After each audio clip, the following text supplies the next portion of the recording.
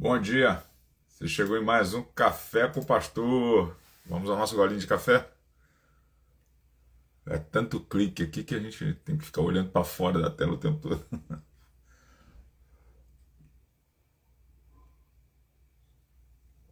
Bom dia, Bilinho. Bom dia, Jonatas Moreira. Eu fingi que tomei porque tá quente pra caramba. Mentiroso, safado. Bom dia, meu amor. Elaine, tá quente hoje, tá uma delícia. Obrigado. Bom dia, Joelane. Bom dia, Selma Ribeiro. Bom dia, Marcos. Bom dia, Tatiane. Bom dia, Adriana. Jorlan Andrade. Bom dia, Otávio. Bom dia. Deve ser Jorge Andrade, né? Não sei. Bom dia para todos. Feliz terça-feira, né? Pois é, segunda-feira eu tenho aquele mole, né? Nem celular eu olho. Bom dia, Stavros. Como é que vai, meu amigo? Stavros foi meu amigo, né, do college, foi quem me ajudou nas aulas de inglês. Obrigado, Stavros. Eu sempre menciono você por isso. Obrigado por ter me tirado daquele perrengue. Bom dia, Fabiana. Bom dia, que Deus abençoe vocês. Prazer. Ah, tô lindão, meu filho. Você que é lindão, rapaz. Esses caras só mentem também. Eu começo mentindo que tomei café porque tá muito quente. Eu estava me dizendo que eu sou bonito. Só quem me acha bonito é minha esposa e minha mãe. O resto tá tudo certo. Minha esposa, mais ou menos, ela não concorda muito, não. Que Deus abençoe, irmãos. Eu fico muito feliz de estar aqui de volta. É sempre um desafio fazer o café com o pastor, um desafio maravilhoso, né? Daqueles que a gente se empenha, é o desafio do atleta, né? Então eu fico feliz que estejamos juntos aqui. Hoje é nossa terça-feira, o primeiro dia da semana, né? Como eu tenho convencionado, eu queria começar esse programa lembrando os nossos enfermos, né? Pedindo ao Senhor que possa estar com eles. Bom dia, Brenda. Que Deus abençoe. Então, pedindo ao Senhor que esteja com eles, né? Nós temos a nossa querida Priscila, esposa do Otávio, que está aqui com a gente. Bom dia, Tiago. A Priscila acabou de chegar também. E estivemos orando pela liberação, né, da dupla cirurgia que ela tem que fazer e em função dessa enfermidade, e tivemos a notícia de que foi tudo autorizado. E como eu compartilhei com ela mesma, é aquela coisa, é o tipo de bênção que a gente recebe, mas que a gente nem queria receber, né? A gente queria mesmo que ninguém ficasse doente. Mas por enquanto não será assim, né? Por conta do próprio pecado, né? Por próprio estado do pecado. Mas a gente agradece ao Senhor que ouviu as nossas orações. Bom dia, Nancy. Não sei se falei com você, Shop. Então, bom dia. Bom dia, Márcio. Que Deus abençoe. Então, a Priscila vai estar se operando no dia 4 de agosto. E peço aos irmãos que estejam orando aí, a Fabiana trazendo uma palavra aí de oração, né? Pedindo ao Senhor que traga a cura total, né? E que seja um sucesso essa cirurgia. Então, nós oramos juntos aqui por você, Priscila, e pedimos ao Senhor que possa abençoar a sua vida. Continuamos juntos aqui em oração. Até que o Senhor venha, essa vai ser o nosso dia a dia, né? Mas que estejamos firmes. Isso tem um pouco a ver com o que a gente vai dizer hoje. Pedimos ao Senhor que traga a cura aos nossos enfermos e para que nós possamos suportar o dia mal, até que Ele venha nos resgatar, né? Bom dia, Alex Silva. Bom dia, Daiane. Que Deus abençoe. Como você já sabe, possivelmente, que você está conhecendo agora, você fica sabendo que o Café com o Pastor é um programa produzido pela Igreja Reformada Luz para as Nações em Montreal, vai ao ar de terça a sábado às 7h14 da manhã, por enquanto, né? E no Brasil, por causa do nosso horário de verão, aqui às 8h14 da manhã, vocês têm uma horinha a mais de mole.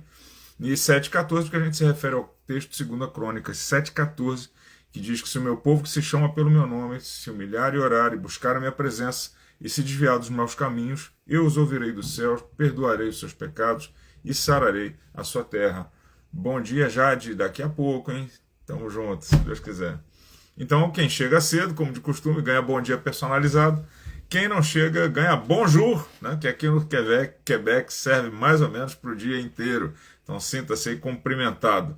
Né? Com esse bom dia, mais uma conta na IKEA, você vai falar finlandês e vai ficar durinho de tanto que você vai naquele lugar lá. É uma coisa incrível. Que Deus os abençoe. Então, nessa semana, a semana passada a gente falou de tempo de mudança, nessa semana estava com a reunião de liderança no sábado, que foi uma benção, estava com os meus irmãos lá, e eu falei, irmãos, qual será o tema da próxima semana? Né? E o nosso presbítero José Cláudio, sempre muito perspicaz, né? Ele falou, se falamos de tempo de mudança, temos que falar agora de consistência. E eu falei, puxa, e ele me provocou de uma maneira tão profunda que eu estou pensando nisso desde o sábado de manhã. Isso não quer dizer que eu vou trazer uma reflexão profunda, por causa das minhas próprias limitações, mas eu estou pensando profundamente. O quão profundo isso é diante do todo, a gente vai descobrir durante a semana, possivelmente não é muito. Então, se reproduz bem as palavras do presbítero Cláudio, foi depois da mudança, a gente precisamos ser consistentes, né? E eu fiquei pensando, aí pensei em esporte, pensei em um monte de coisa e tal, pensei em um monte de coisa para a gente falar essa semana, vamos ver aonde que o Senhor vai nos levar, né? Então... mas o que é consistência, né? E essa é a primeira pergunta que a gente pretende esclarecer hoje, né? O que é consistência? Do que a gente está falando quando a gente está falando de consistência? Bom, eu vou sempre para o dicionário, né? Porque a gente está usando a língua portuguesa, e a língua portuguesa às vezes nos trai, né? Eu tinha um amigo, advogado, que de vez em quando ele gostava de falar bem difícil, assim, e às vezes eu não entendia o que ele estava falando, porque às vezes ele também não sabia o sentido das palavras, né? Então ele usava pela sonoridade, caía bem na frase. Você escutava e falava assim, eu é que não entendo português. Mas na verdade ele mesmo estava alterando um pouquinho o sentido de algumas coisas e a gente se divertia muito com isso, né? Ficava anotando as coisas. Então, consistência, se você for no dicionário online, aquele mais simples, né, ele vai dizer o seguinte, eu adoro a definição de dicionário, que diz assim, consistência, o estado ou qualidade daquilo que é consistente. Aí eu falei, pronto, acabou, não tem mais dúvida nenhuma do que seja consistência, e eu fico sempre maravilhado com essas definições de dicionário. Mas continua, você tem que perseverar no dicionário, que depois ele vai te dar duas palavrinhas aqui que vão ser muito, muito boas de ouvir, que é firmeza. Consistência é firmeza. Consistência é estabilidade. Né? E agora sim, acho que a gente começa a ter um pouco de clareza sobre o que seja consistência. E quando a gente vai pensar no que é estabilidade, a primeira coisa que o dicionário nos diz estabilidade é a qualidade do que é estável, né? Mais uma vez. E aí começa a testar a paciência da gente, né? Então, isso quer dizer permanência, né? Quer dizer equilíbrio. Então, a estabilidade tem muito a ver com equilíbrio, com essa permanência, né? Com essa firmeza. Então, da ideia de equilíbrio e firmeza, a Kátia, a nossa querida Kátia do nosso departamento de comunicação, ela criou uma arte, né?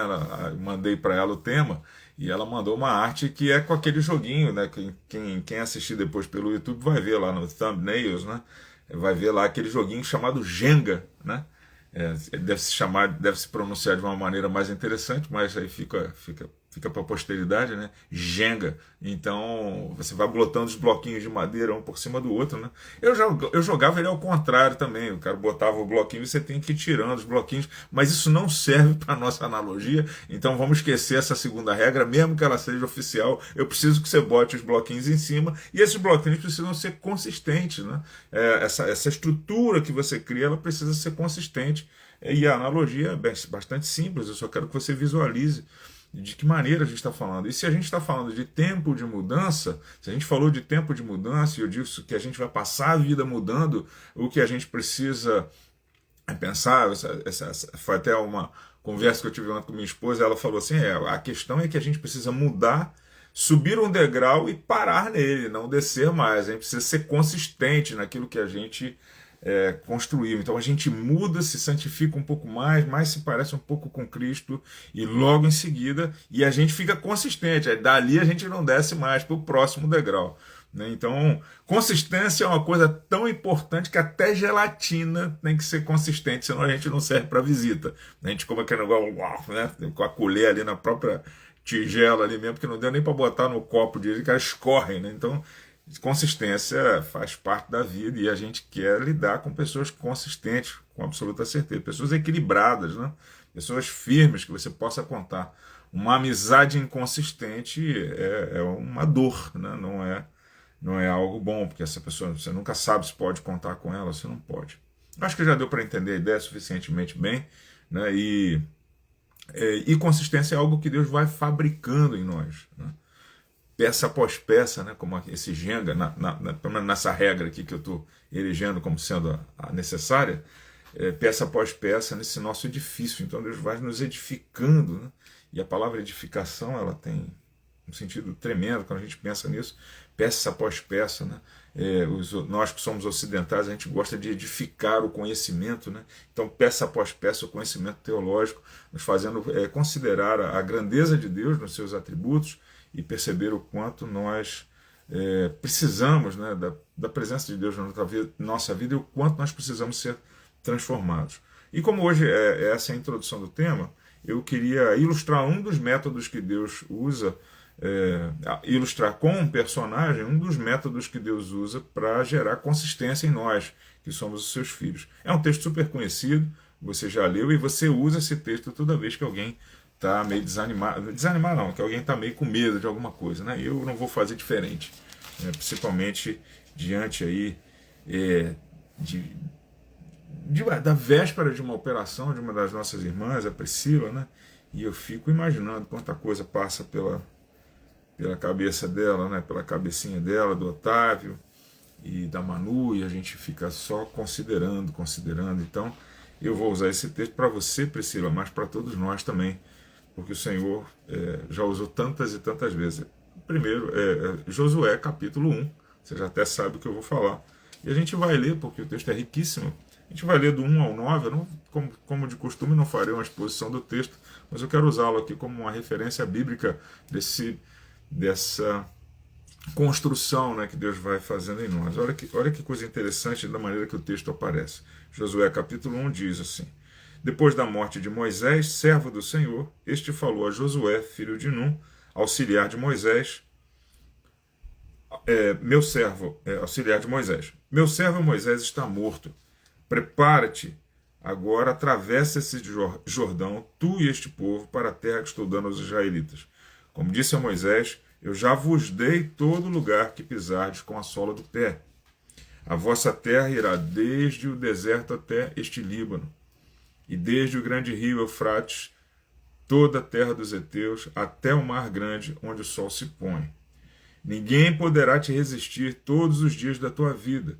Como estive com Moisés, assim estarei contigo. Não te deixarei, nem te desampararei. E aí vem a parte que me toca mais. Esforça-te, sê corajoso, porque farás este povo herdar a terra que jurei dar a seus pais. Apenas esforça-te, sê corajoso, cuidando de obedecer a toda a lei que meu servo Moisés te ordenou. Não te desvies dela, nem para a direita, nem para a esquerda. Assim serás bem-sucedido por onde quer que andares. Não afastes de tua boca o livro desta lei, antes medita nele dia e noite, para que tenhas cuidado de obedecer a tudo o que nele está escrito. Assim farás prosperar o teu caminho e serás bem-sucedido. Não te ordenei isso? Esforça-te, sê corajoso, não tenha medo, nem te assustes, porque o Senhor teu Deus está contigo por onde quer que andares. Uau! Eu já fico de bobeira com esse texto. E eu fico pensando, né? Eu tive que já, por 2 vezes na minha vida, assumir 2 lideranças, né? Assumir o cargo de 2 pastores que eram muito queridos pela igreja. Então eu me vi, assim, pretensiosamente, em algum ponto, tipo assim, e agora, né? Esse pastor é tão querido, tão amado, um pastor Cledemir, né? Como foi o pastor Jorge Portugal lá no Brasil também, anos atrás, né? Quando ele ainda era pastor. E eu me vi nessa posição, como é que eu vou assumir, né, no lugar desses homens? E o primeiro sentimento que me veio e foi o sentimento de medo mesmo medo do insucesso, medo de ficar aquém da necessidade dos meus irmãos, e era sempre muito difícil para mim olhar para o futuro, e apesar de saber que a igreja é um projeto de Deus, eu não me sentia absolutamente capaz, como não me sinto ainda capaz por mim mesmo de realizar uma obra tão grande, né? Sobretudo à sombra daqueles que já eram bem-sucedidos. Só que o desafio de Moisés era infinitamente maior, né? Deus não só tinha gerado um povo para si, como tinha retirado esse povo do Egito, e como agora tinha a missão de entrar na terra prometida. E as promessas vêm antes, isso é o que eu acho muito interessante no texto, e por isso ele me chama a atenção, é que as promessas vêm antes, né? As promessas são dadas a Josué, e você será bem-sucedido nisso que eu estou propondo para vocês. E aí, Josué, é mais ou menos o seguinte: agora seja corajoso, esforça-te. Então é uma ordem para Josué, e necessariamente essa ordem vem por uma necessidade. Essa ordem vem como uma prevenção, né? E essa ordem vem contemplando a possibilidade de que ele ficasse com medo, né? Seja corajoso, né? Tem que botar esforço, isso não vai acontecer sozinho. Você vai ter que passar por lutas nessa vida e para entrar na Terra vai ser difícil. Tem gigante lá, tem, tem guerra, tem tomada de terra, tem matança, tem um monte de coisa. E isso faz uma alusão direta à nossa própria vida, né? Apesar das promessas da terra prometida, apesar da certeza do céu, apesar dos cuidados que Deus tem feito e demonstrado conosco, precisamos de esforço, precisamos de coragem para enfrentar as lutas diárias, para enfrentar uma enfermidade dessa envergadura como a Priscila está enfrentando agora. E fora isso, precisamos de coragem até mesmo. Aí a gente fala de enfermidade, bota tudo em perspectiva, mas o dia a dia não é só esse. A gente precisa de coragem para enfrentar o trabalho, a gente precisa de coragem para enfrentar os desafios, a gente precisa de coragem para abrir o café com o pastor todo dia. E a gente precisa de esforço juntamente com isso. E então, se a gente vai mudando a cada dia, e Deus vai nos levando para esse lugar de mudança que mais se parece com seu Filho, Jesus, Deus vai construindo a imagem de Jesus em nós a cada dia, como aquele joguinho de Jenga, né, como a gente começou a falar, Deus vai exigindo de nós consistência também. Essa estrutura, essa nossa estrutura emocional, espiritual, o conhecimento bíblico, isso precisa ser equilibrado, precisa ser consistente. A gente precisa construir essa torre, na parte do nosso esforço, construir essa torre de maneira tal que as pessoas que olhem para nós tenham segurança.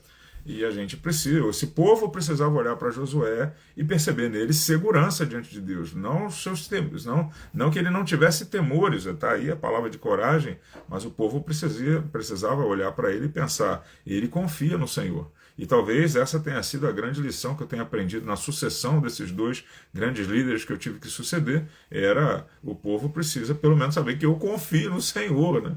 E definitivamente é isso que um pastor precisa fazer, confiar no Senhor, não nos seus próprios méritos, mas isso exigirá dos pastores esforço. Mas não é só para pastores, isso é para cada cristão. Nós, diante do mundo, temos a necessidade de sermos equilibrados, consistentes, e a cada mudança que tenhamos, cada desafio novo, Josué era o auxiliar de Moisés, estava já acostumado aquele dia, mas o Senhor agora diz assim, agora você vai para um outro degrau, né, Josué? Não se trata de você somente, mas passa por você. Se trata de todo o meu propósito para o povo, mas passa por você. Então você precisa de consistência, Josué. Então se esforça, tem bom ânimo, seja corajoso, porque a promessa já foi dada. A promessa é a parte do Senhor, né? Então o Senhor já nos garantiu a vida eterna, o Senhor já nos garantiu que vamos caminhar com Ele, mas nosso esforço, nossa coragem, isso a gente precisa pedir ao Senhor que nos dê e precisamos nos empenhar nisso, para que sejamos consistentes ao ponto de que as pessoas, olhando para nós, possam perceber o Senhor está com ele, o Senhor como esteve com Josué, né? Foi essa a promessa que ele fez e ele se manteve assim. Então eu peço ao Senhor que nos abençoe, peço ao Senhor que nos abençoe durante essa semana. Não vamos falar só desse exemplo, né? Esse foi só um exemplo introdutório, mas a gente vai estar olhando para o texto de Tiago, principalmente quando fala dessa questão do ânimo dobre, né? A pessoa que vive oscilando de humor e fé de acordo com o contexto de vida. Então eu peço ao Senhor que nos ajude ao final dessa semana com um novo tijolinho sermos consistentes, para que aqueles que pretendem se encontrar com o Senhor, se encontrando conosco, o vejam e que o nome dele seja glorificado por isso. Então essa é a minha oração, o meu desejo. Lembramos mais uma vez da cirurgia da Priscila, que o Senhor abençoe.